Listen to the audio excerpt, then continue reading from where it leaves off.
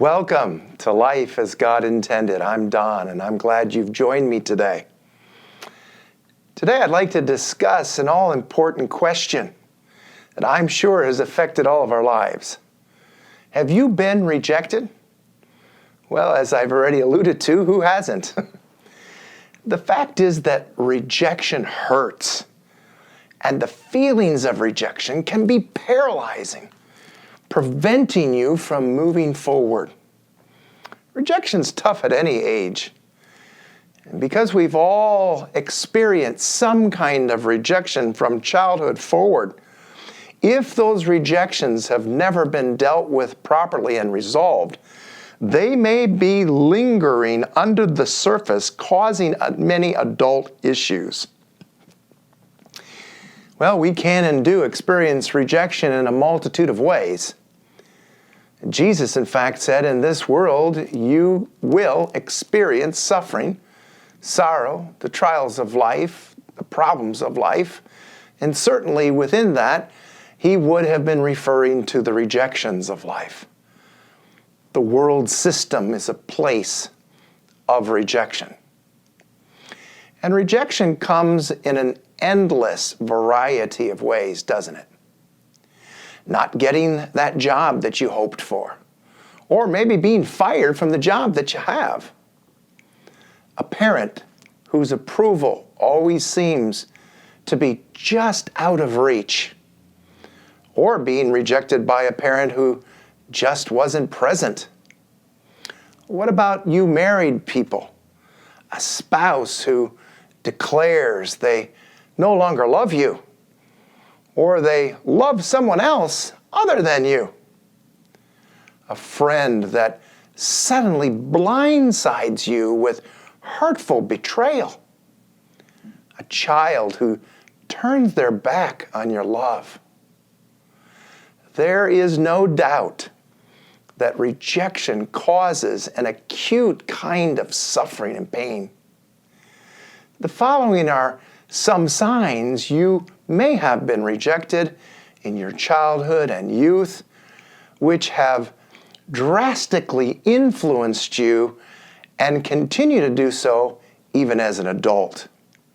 For example, negative thoughts about yourself, which can easily lead to making negative assumptions about what others are thinking about you. Avoidance. You're weary about letting people get too close relationally. Difficulty agreeing with others. Unwilling to make a reasonable compromise. Codependency. You've become a people pleaser, fearing their rejection. And let's not forget trust issues. This is a huge one. Rejection may cause you to be insecure emotionally and therefore find it difficult to trust others. A distorted identity of self. You never feel like you're good enough. And finally, difficulty receiving and sharing love and affection. You see, the opposite of rejection is being loved and accepted. That's because God made each of us with this innate desire to be loved and accepted just as we are. Yet we live in a fallen world where sin is rampant, and therefore we all have been on the receiving end of rejection. It's been said, hurt people hurt people. Therefore, rejected, hurting people tend to reject others that they are in relationship with. Rejection's like throwing a flaming arrow at someone, whether it's at family members, co-workers, or peers, often without realizing the depths of the damage that they are doing or worse, not caring when they do. The word rejection comes from a Latin word that means to be thrown back. To be thrown back. People throw back at others what they feel they have been on the receiving end of. When we experience rejection, the feeling not only stops us in our present pursuits, but it sometimes causes us to retreat from progressing because we fear future failure and rejection. How can we then overcome rejection that simmers in our soul? Well, there's only one way, and Jesus is the way. No one experienced more severe rejection than Jesus did, and yet his response was always consistent. Jesus manifested, his focus was truly manifest on who he was in relationship to his Father. He was in union with his Father. And throughout the gospel record, we see Jesus getting alone to commune with his Father in prayer when he found himself under the most adverse circumstances. It was during these times of rejection that he sought out his Father. And his Father provided for Jesus direction, comfort, and encouragement.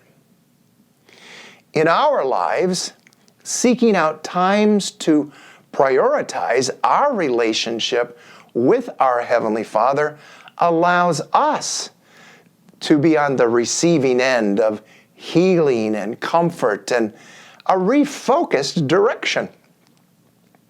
When rejected, a holy recalibration is necessary for proper motivation and focus. Jesus knew that his calling and confidence rested in his obedience to the Father as God's Son. His suffering highlighted his submission to the Father. Hebrews chapter 5 and verses 7 through 9, we read the following words, referring to what Jesus did. While he lived on earth, anticipating death, no greater rejection than that, anticipating death, Jesus cried out in pain and wept in sorrow as he offered up prayers to God.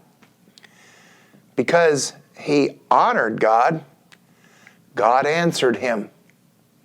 Though he was God's Son, he learned trusting obedience by what he suffered, just as we do.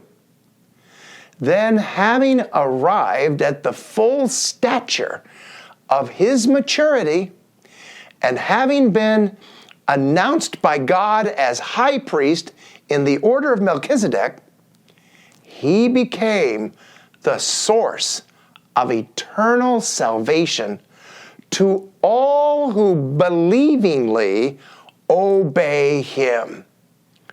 Did you hear that? As Christians, we must continually choose to participate in loving submission to God, rather than be overly concerned by the rejections of others or by what others think or say about us. The approval of others had no effect on Jesus' identity as the Son of God. Rather, it was the truth of who he was that allowed him to experience life as God intended. The same is true for you today. As you derive from the indwelling presence of Christ as your life, you may face the rejections of your life in the power of the Spirit of Christ, who is your true source. And as you rely upon Him, you begin to miraculously receive and express love and acceptance, which is the only antidote to rejection. The choice is yours. And may I encourage you to live, love, and accepted today. We hope you were encouraged and blessed by this video. We would love to have your feedback and interact with you.